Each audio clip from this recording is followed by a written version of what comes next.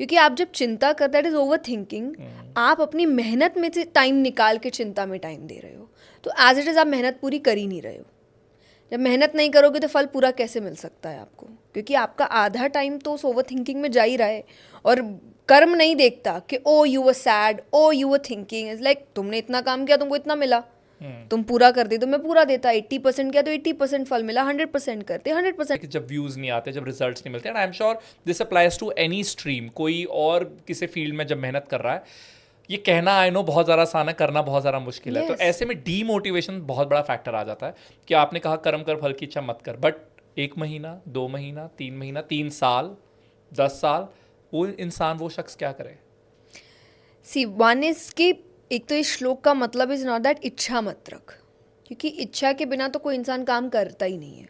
But without results काम that करते is रहना। चिंता मत कर, ओके। कर्म कर, फल की चिंता मत कर, क्योंकि आप जब चिंता कर, दैट इज ओवर थिंकिंग, आप अपनी मेहनत में से टाइम निकाल के चिंता में टाइम दे रहे हो, तो एज इट इज़ आप मेहनत पूरी कर ही नहीं रहे हो। जब मेहनत नहीं करोगे तो फल पूरा कैसे मिल सकता है आपको, क्योंकि आपका आधा टाइम तो उस ओवर थिंकिंग में जा ही रहा है।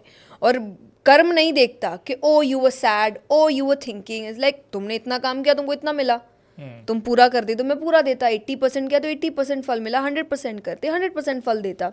सो आई थिंक आपको, और दूसरा आई ऑलवेज से, जो चीज़ हाथ में नहीं उसके बारे में सोच के कुछ होगा नहीं। And I have seen a lot of people जिनको शायद 10 साल बाद अपॉर्चुनिटी मिली एंड वो फ्लाइंग कलर्स के साथ सक्सेस उन्होंने हासिल किए हैं।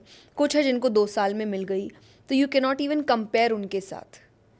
सम स्टार्टेड देयर करियर विद 25 और उसको 35 में एंड कर दिया, किसी ने 60 में अपना करियर शुरू किया है।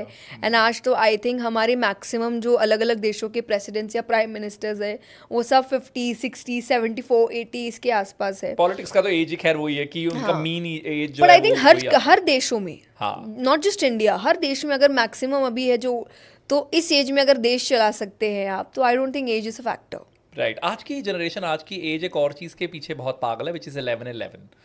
Whenever the clock strikes 11:11, what do you have to say about that? I'm guilty. Do you believe in it?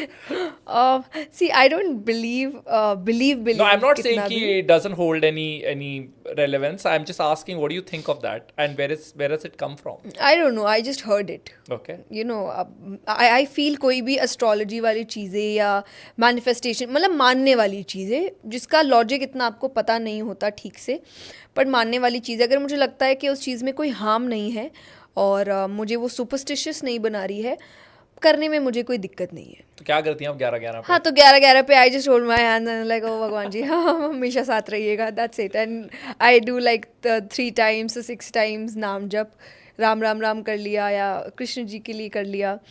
तो I think that's all, this is what I feel. Astrology को लेके भी I have the same thing कि अगर मैंने किसी को हाथ दिखाई या कुंडली दिखाई है, if that person is saying everything is good, I believe in astrology.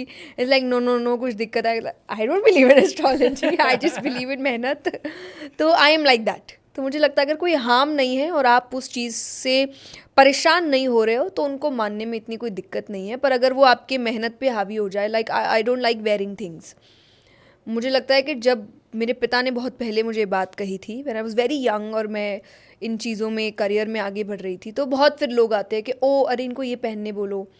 And not that my father is against these things, पर उन्होंने कहा देखो मुझे इतना नॉलेज नहीं है इस चीज़ के बारे में, but I have an opinion कि जब तुम इन चीज़ों में पड़ जाओगी, तुम शायद मेहनत कम करोगी। यू विल बिलीव, अच्छा इसको करने से मेरा काम बन जाएगा, बट काम तो बेटा मेहनत से ही बनेगा। तो आई थिंक वो एक सीख मेरे अंदर बहुत रह गई कि अभी भी मैं किसी बाहरी चीज़ पे भरोसा नहीं करती अपने सक्सेस को लेकर। I will always say that I will work hard and I will get it, अगर मैं उस चीज़ को डिजर्व करती हूँ। से मुझे भी ऐसा लगता है, मैं भी अपना ओपन रखता हूँ दिमाग इन चीज़ों में कि जिस चीज़ से कोई हानि नहीं है, हार्म नहीं है, वो कर लो। जैसे मेरी मम्मी ने मुझे पहनने के लिए दिया हुआ है और आई don't believe in it personally, and she says कि, और एक्चुअली काफ़ी साल पहले मैंने वोर it, something really big came my way and I was like, okay, ठीक है, I don't have any harm in not wearing it, I'll wear it, and this is the only thing I believe in, and that too because my mom believes in it. And so, if it makes her happy, it's good. Same, I was like sure, I also agree कि बाहर की जितनी भी ये चीज़ें हैं पहनने वाली, इससे सक्सेस सिर्फ डिफाइन नहीं हो रहा है तो इवेंचुअली मेहनत ही, बट या अगर कोई हार्म नहीं है, so why not, that's all.